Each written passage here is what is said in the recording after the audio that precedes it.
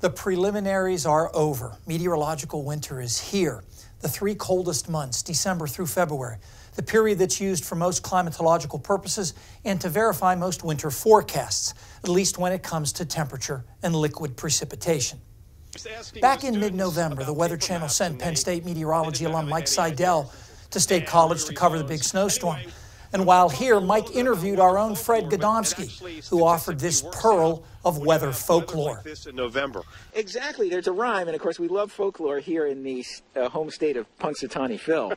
And it is the winter will remember what happens in November. The idea being, and you can look at this statistically in a lot of the northeastern part of the United States, you'll find that cold Novembers correlate pretty well with cold winters to come. I thought it would be fun to check this out using statewide average values that are routinely computed from the 10 climate divisions in Pennsylvania. The data starts in 1895, so we have almost 125 years to work with.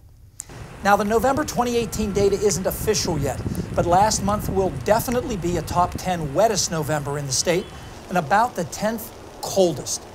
The folklore that Fred mentioned proposes that cold Novembers in this part of the country correlate pretty well with cold winters.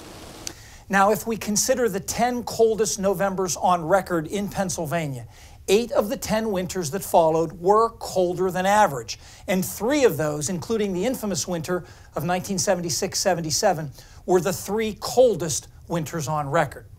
Now, if we take a bigger sample, say the 25 coldest Novembers on record, 18 of the 25 winters that followed, or 72%, were colder than average, including the 1st, 2nd, 3rd, 4th, 6th, 14th, 15th, 18th, and 21st coldest Pennsylvania winters.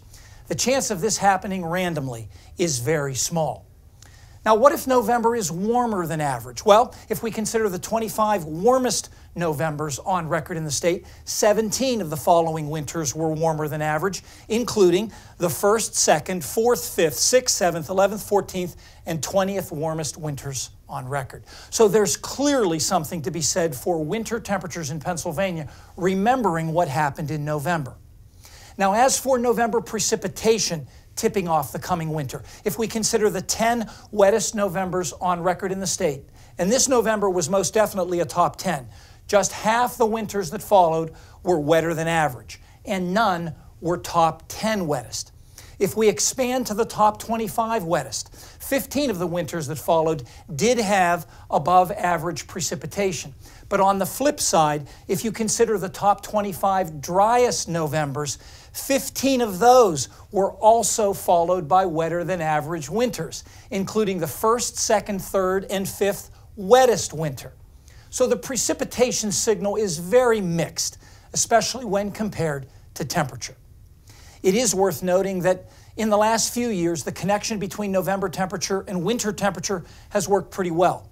Chilly Novembers in 2013 and 2014 were followed by cold winters, while mild Novembers in 2015 and 2016 preceded relatively mild winters. Stay tuned. We'll give you some insight into the 3 to 7 day period in the extended forecast next.